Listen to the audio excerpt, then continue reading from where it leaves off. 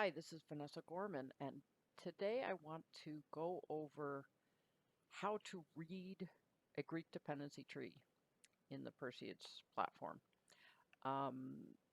This is for people who don't know Greek yet, who are learning Greek, and trees are a great help when you're learning to read Greek because it tells you how the words in the sentence fit together.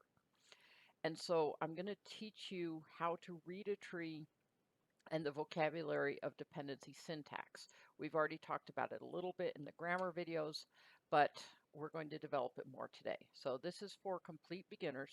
You don't have to know any Greek in order to follow along.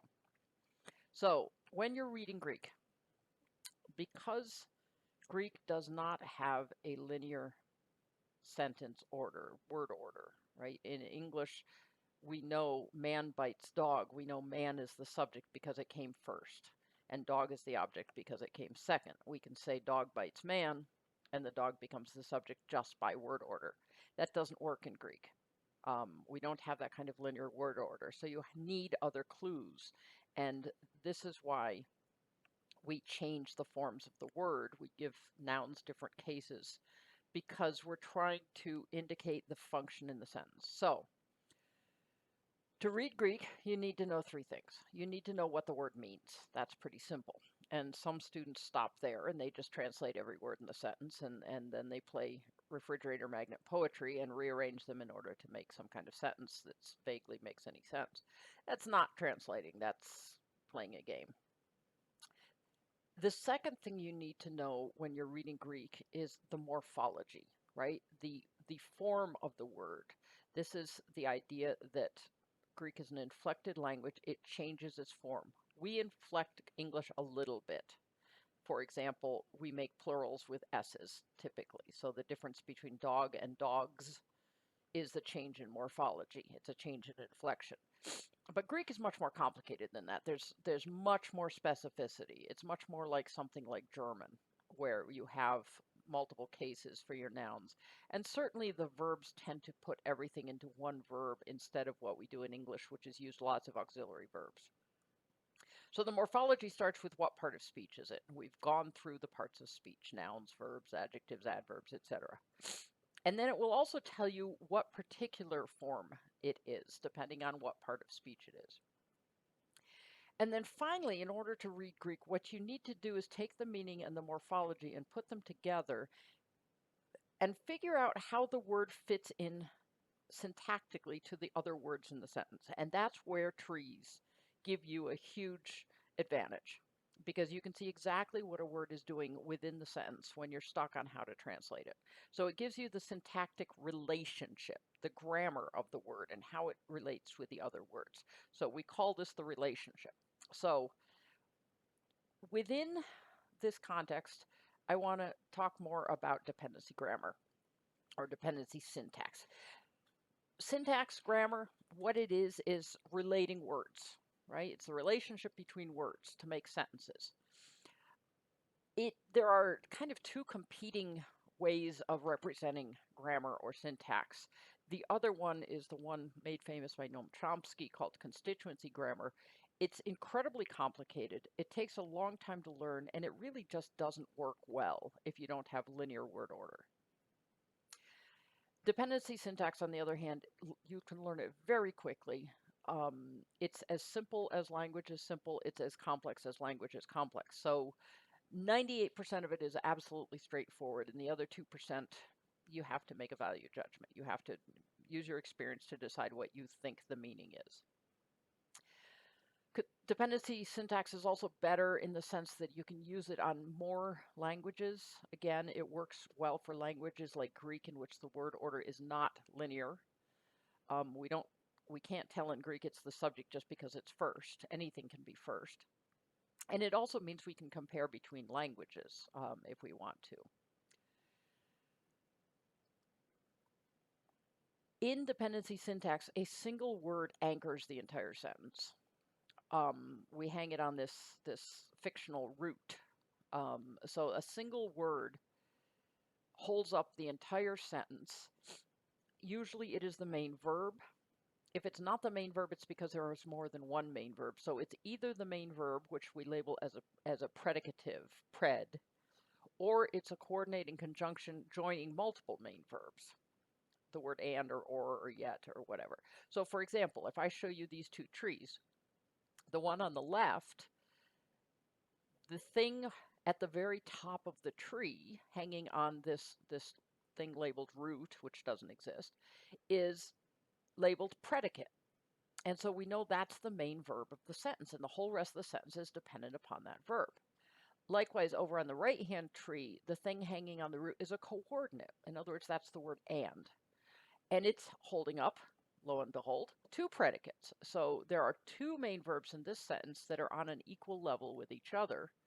And so the whole sentence hangs off of the chi, the coordinate, and then the rest of it hangs off of one or the other of these.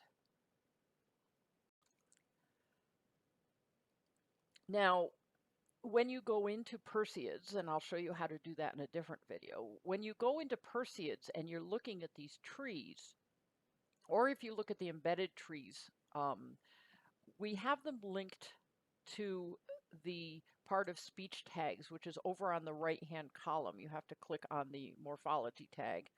And you'll see, for example, here I've highlighted the word Lacedaemonioi, which means Spartan, Lacedaemonian. There are choices over here of what it could be. It could be a noun, plural, masculine nominative, a noun, plural, masculine vocative, O Lacedaemoniois, an adjective of each of those. Now, I've chosen that it's a noun, plural, masculine nominative. Now, I know that that means Lacedaemonian. I know it's a noun, so that's telling me something. It's a plural, so it's more than one Lacedaemonian. It's masculine, so it's Lacedaemonian men, not women. So, and then finally it's nominative, which we'll learn as we go along that nominative means the subject. So here I know just by looking at this word, and it's part of speech tag, that it is translated as Lacedaemonian men, and it's acting as a noun that's the subject of a verb. And lo and behold, it's labeled subject over here, SBJ, subject, and is hanging on one of the predicates. So it is the subject of one of the predicates. In fact, if you look, it's also a coordinated subject of the other predicate, the Lacedaemonians and the Athenians. So you get a lot of morphology information within the tree bank, and you can also, of course, get it straight out of Alphaeus. That's the great thing, is you don't have to memorize all these morphologies.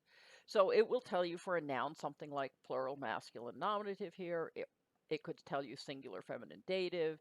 It might tell you plural, neuter, accusative. So it will give you number, gender, and case for nouns, for adjectives, for things that decline in the same way.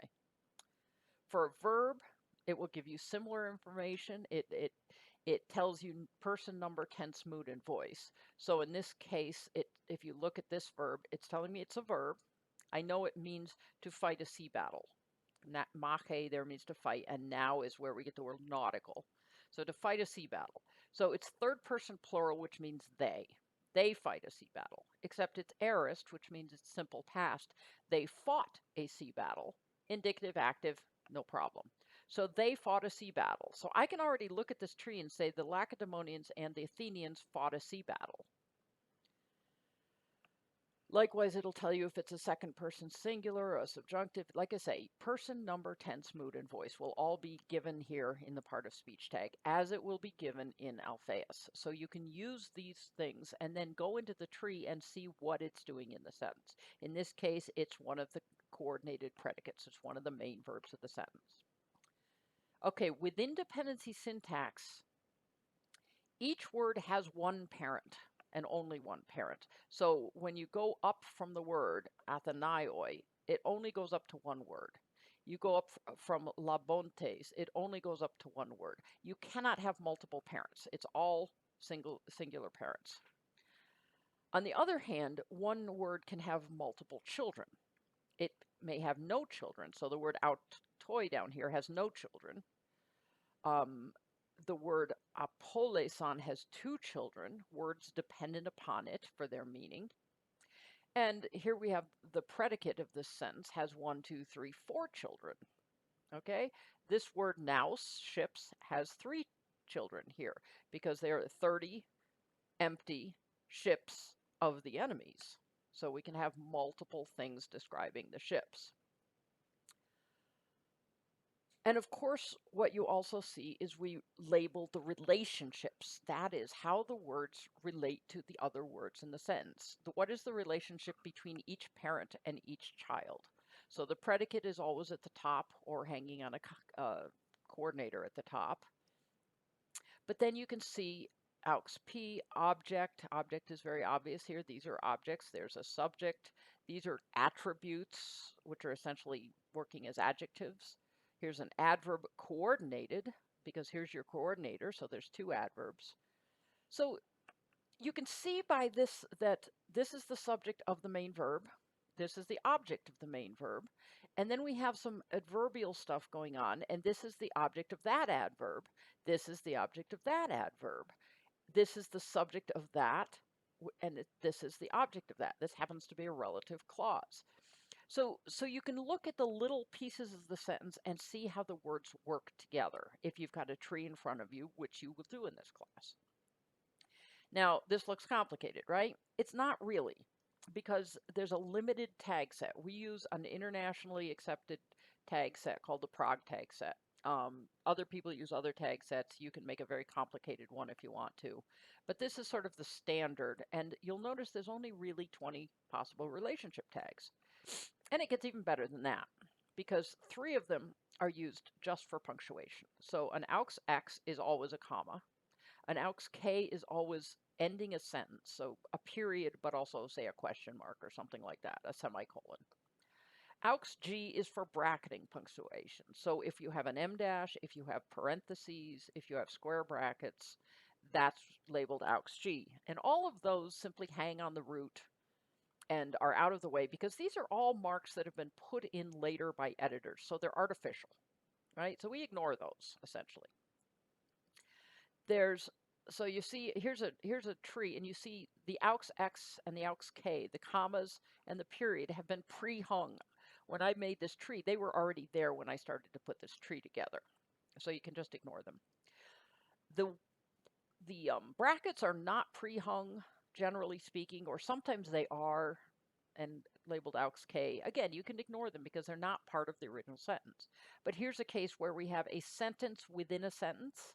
So they have to make 2 separate trees, even though it's one sentence, because the things before the parenthesis need to be joined with the things after the parenthesis to make that a coherent sentence. And then we have a sentence sitting in the middle. So you see we have one tree over here on this chi, and one tree over here on this dad. Dad is another word for and. So we have 2 separate trees, and we've just shoved the AuxG's aside, the parentheses aside, so that we don't have to deal with them. So there's something else you don't deal with. 2 other things occur rarely or never. You'll probably almost never see these. A reflexive passive we simply don't use in Greek, so that's never. That's just out of bounds. You don't need it. Auxiliary verbs are incredibly rare in Greek. They mostly occur in perfect subjunctive and optatives, and in something that we call a verbal adjective. Very, very rare. And so you don't have to worry about those particularly. There are 2 more that are always labeled the same way no matter what they're doing in the sentence. So prepositions are prepositions. They never change their label. They're always AuxP. Auxiliary is what the aux stands for. Likewise, subordinating conjunctions. That is to say, when it started to rain, I opened my umbrella. So when it started to rain is a subordinate clause introduced by the conjunction when, right? We'll talk about these much more in Unit 3. But for now, we're not going to see any of these because I'm holding them off until you've got the other parts of speech mastered. But this is things like when and so that and because and things like that. They never change their label. They're always AuxY. The relationship is always AuxY. And then there's 2 more that are used to indicate coordination, and or, yet, but, or apposition, when you have 2 elements that mean the same thing in a sentence. and one is set off by commas, then you usually hang them as equals off of one of the commas, and you label the comma a positive. Okay, so this is like when you say, my cousin, Joe Brown, came with me when I went to the store. I'm not saying my cousin Joe Brown. I'm not explaining who my cousin is. I'm adding two equal units. If I'm just saying my cousin Joe Brown, then there wouldn't be commas. But if there's commas, they're being opposed to each other, and so they get set off separately. So that leaves us with only 11 real choices whenever you're trying to figure out what a word is, and many of these are pretty obvious, like the predicate or predicative word is the main verb of the sentence. That's the only thing that can be labeled as pred. And so here's a sentence. You know this is the main verb. It happens to be third person singular imperfect indicative active, and it means to signal. So the watcher was signaling the generals. That's the main part of the sentence. Was signaling is the main verb. Now we've already talked a little bit about valency, which is to say the dependency of verbs. Dependency grammar is based on the idea that verbs require a certain number of elements. Some require nothing, but they're pretty rare. Most verbs require 1, 2, or 3 things in order to be completed, right? And these elements are called arguments of the verb. So if I just say cook, it doesn't mean anything. I need a subject for that word, I cook. And then there's also an implied object. Unless you're saying what your profession is, I cook, that would be a monovalent word. But if you're saying I cook dinner, that's got the I and the dinner both as required arguments of the verb. And so if you look at it in these terms of valency, these are the things that have to be there to make the verb make sense. Now, sometimes they're assumed. I'll get cooking in just a minute. I'm assuming the object, I'll get cooking the dinner, right? That happens all the time. But you have to think in terms of what needs to be there for the verb to be finished, right? And really, the only way to tell for sure is to look at hundreds or thousands examples of the same verb and see what it demands sometimes. But sometimes it's pretty obvious. So the lone argument, if there's only a one argument of a verb, it's always going to be the subject, right? For example, the king died doesn't require anything else to complete its meaning. The army was victorious doesn't require anything else to complete its meaning, right? We don't have to say who it was victorious over. If I said the army conquered, then there's an object that needs to be there, right? If you conquer, you have to conquer someone. But to be victorious, you don't have that second element required. So likewise, the first element, the subject of the sentence, clause, infinitive, or participle, is always labeled subject, SBJ. And that can be of the main verb, but it can also be of verbs buried within the sentence. So the watcher, in this case, you see the word scope in here, right? Like periscope. Additional arguments are called one of 3 things. Now, verbs can't have more than 3 arguments. Some people argue that, but say that it could have 4, but it's difficult. It can't have more than 2 objects. Let's put it that way. So additional arguments are called one of 3 things. It's either direct and indirect objects are thrown in together because I gave him the book. Both of those are objects. We distinguish them in English. Greeks distinguish them by case. They're both called objects. So it's easier, right? It's simpler. And this can include prepositional phrases. I gave the book to him is the same thing as I gave him the book. Predicate nominative is after copular verbs. I was hungry. Hungry is after the verb to be or to become or something acting that way. And there's also something called an object complement that we'll return to in a minute. It's not a hard concept, but we haven't usually labeled it when we speak about grammar in English. So some examples of 2 arguments. Pericles governed the empire. We need a subject and we need an object for the word govern. The Ionians decided to obey the king. We need a subject and an object. Who did it, who did the deciding, and what they decided. In this case, the object is an infinitive, to obey. And then the king is the object of that infinitive. But you see that decided requires two things.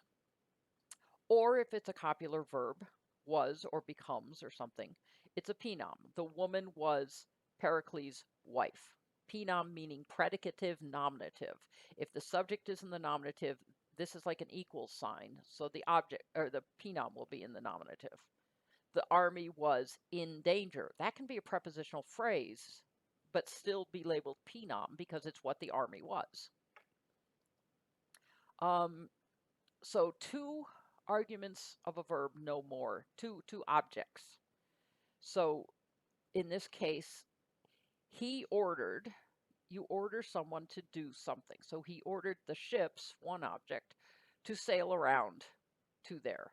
So this, even though it's an infinitive, is the object of ordering, right? We order someone to do something. You need that. It's a necessary argument, so it's labeled as an object. Predicate nominative, we talked a little bit already about these with verbs of being or becoming. So here's a case where we have two subjects, Mindaris and Pharnabazus, conjoined. So that counts as one element. Mindaris and Pharnabazus were in Cyzicus. Okay, they were in Cyzicus. That explains the other half of the were. If there are three arguments, there's several patterns that you can follow. One is the God gave them victory, right? This is indirect object and direct object, or something similar to that. The merchant loaded his ship with many jars. Now, one could argue that's an adverb, and this is a case where you have to look at the word loaded in 100 or 1,000 uses and see if it always requires this structure. But if you load your ship, the assumption is you're loading it with something, right? So you can't load your ship with nothing. And so this is a case where we often just assume the second argument, but if it's there, it's an object. Okay, what's an O-comp? An object complement is when you are making someone something. So if I make you leader of this line, then I have changed the object into something else. And that's what you get the object complement. So if the Athenians select him as general, him is the object, but they're selecting him as general is the object complement, right? Pericles made Athens the supreme power in the Aegean Sea. Athens is being made into something. So we get this with words of make or made, selecting, electing, appointing, these sorts of things. If you make something else, then you have an O-comp. So for example, they offered as witnesses of these things the pilots and many others. So they offered the pilots and others, here in the blue box, as witnesses. They made them their witnesses. And therefore, the witnesses is labeled as an O-comp, marturos, right? The word martyr means witness.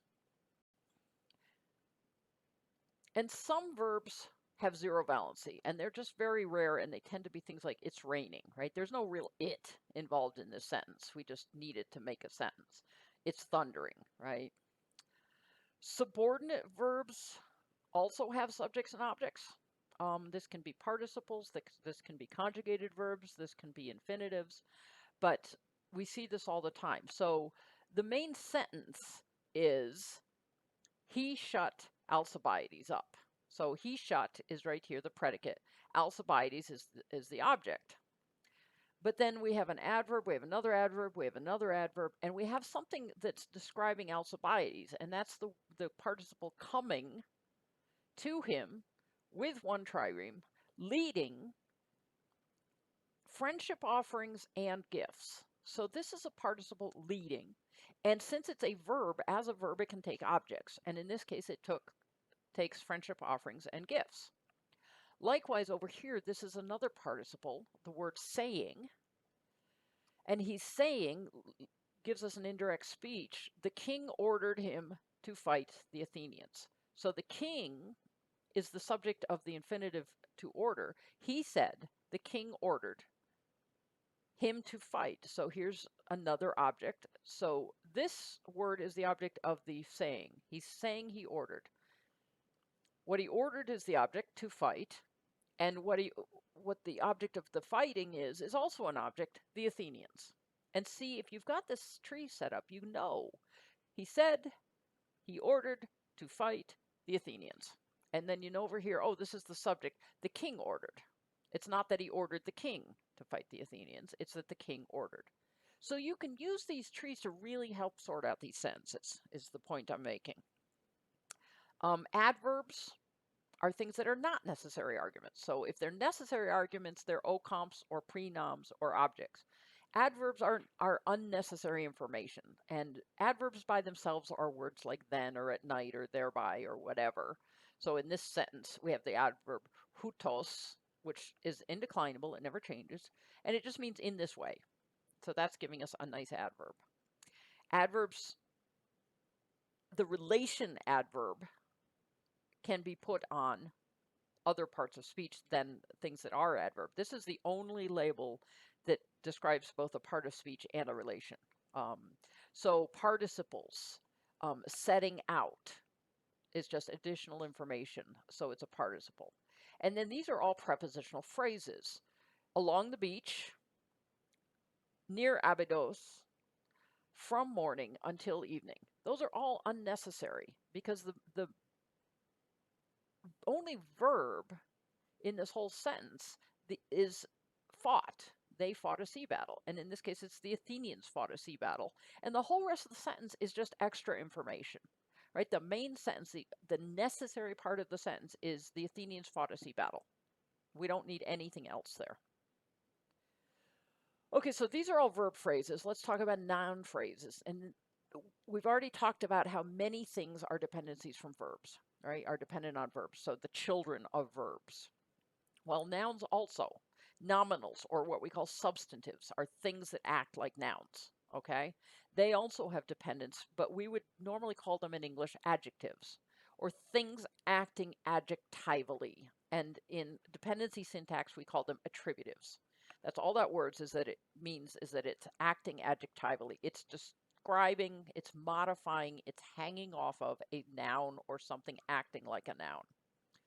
So this is the word the article is an adjective.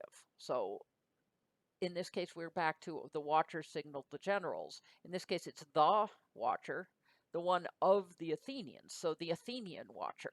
And that's all telling us who the watcher is. So that's all labeled attribute. This the is a modifier of the Athenians. This the is a modifier of the watcher. And this the is a modifier of the generals. So it's just very simple. The trickier part of this, and again, something we don't talk about in English so much, is something called the verbal attribute, an ATV or an ATVV. This is something that agrees with its head noun morphologically. So it agrees with what it hangs on in number, gender, and case, but it qualifies the action of the verb rather than of the noun it's hanging on. So what am I talking about? The neighbors left unarmed. In Greek, unarmed would match neighbors in number, gender, and case. But I'm not saying the unarmed neighbors left, so it's not a simple attribute. It's actually describing how they leave. So the neighbors left unarmed. Unarmed would be labeled as an ATV. Hang it on the neighbors, but label it ATV. Likewise, I drink my coffee hot. Hot is going to modify coffee. But it's not I'm drinking my hot coffee. It's that I drink my coffee when it's hot. I'm not going to sand the floor smooth. I'm going to sand the smooth. Sorry, if I'm going to sand the floor smooth, I'm not sanding the smooth floor. I'm sanding it until it's smooth. And in this sentence here, he captured one man living.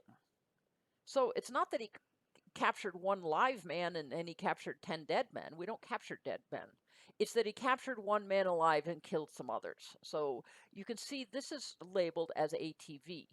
What is this ATVV for? If I hadn't put the noun on that it's going to hang off of, then we just label this as an ATVV. It's standing in for the noun. So if I say I'm going to sand the smooth and don't put in the word floor, just because Greek elides a lot of words, then we just label it with the extra V here. Essentially, it's the same thing. Let's talk a little bit about conjugations and appositives.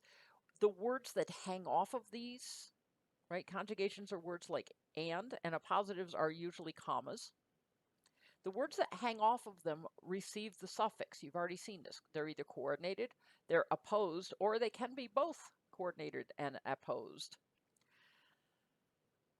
So here we have an appositive, and notice this, he says, that many worthy citizens were looking after his affairs. So this and that many worthy citizens are looking after his affairs mean the same thing in the sentence. And so they're hanging as appositives next to each other. And you use a comma to indicate this. So this whole phrase is an appositive with this pronoun, this thing. And notice that we don't label the word that introduces the phrase, the AuxY. That just is always an AuxY, it never changes. We label the word hanging off of it. Coordinators, the same thing. We've already seen these. Here's the coordinator, and the things hanging off it equally are labeled as co's. Here's a coordinated predicates, and they're labeled as co's. So that tells you that they're coordinated. So some words are always labeled the same way. Prepositions are always AuxP, right? They're part of speech is always AuxP, or not their part of speech, their relationship. Coordinating conjunctions are always labeled coord. Conjunctions introducing subordinate clauses are always labeled AuxY. We'll talk about these much later. These words are never given these suffixes. The suffix skips down to the next generation, and we consider them something called functional bridges. So again, you don't label AuxP anything except AuxP. It's always the same. You label the thing below it, whatever that prepositional phrase is doing. Coordinator's the same thing. We've already seen this a couple of times. Sentence adverbs, commas to indicate a positive, same thing. These are all things you've already seen. Sentence adverbs, however, this is something that Greek uses a lot. They're little tiny particles, which is a subcategory of adverbs. And it tends to be things like the thus at the beginning of a sentence or the at the beginning of a sentence. And these are things that apply to the whole sentence. So basically, it's usually the words at the beginning of the sentence that they stick in, or also coordinators in a series of coordinators. If you say both and, we hang everything on the last and then the rest become AuxYs. Also some short clauses occasionally, as they say, or something. We'll talk about them when we get to them. So, but when he arrived, so that but that conjoins sentences is just labeled as an AuxY and hung on the main verb. Both friendship offerings and gifts. So the and is the second word, and the both hangs on it as an AuxY. There's also something called emphasizing particles, which tend to emphasize a particular word. This is like the word no, not, or especially, or also. Several of them, like not, you always label as an AuxY. Some, it's hard to tell. If you're in doubt, you're not wrong making it an adverb. So here's a case of even or also in that place. And then hos is with a number, in this case 300 means about 300. And so we label them as AuxYs. External dependencies, these are things like vocatives or asides or interjections. So in this case, it's necessary for me, O my liegen men, to obey the archons at home. So O my liegen men is a vocative. He's addressing directly his audience. And so that the Milesian hangs as an EXD, an external dependency. The O is always a Z, AuxY. And then also I should just mention that often Greek will omit the verb, just like we will. I like hot dogs, he hamburgers. In this case, in the trees, we can write it in if we know what it's going to be, but it will show up in a smaller font, so you know it's been added in. But it will help you see how the tree functions. all of this that I've been talking about today is based on the guidelines for syntactic annotation written by David Bauman and Greg Crane, and that's available online. And also I've added a collection of tips that I use when I've come up with odd situations. I've kept notes over the years. So this should get you started reading trees, and as we go through individual chapters, we will talk about some trees and gradually add in each of these elements in turn. So it's going to build up slowly, but it should help you understand how to see the grammar of the sentence and visualize the grammar of the sentence.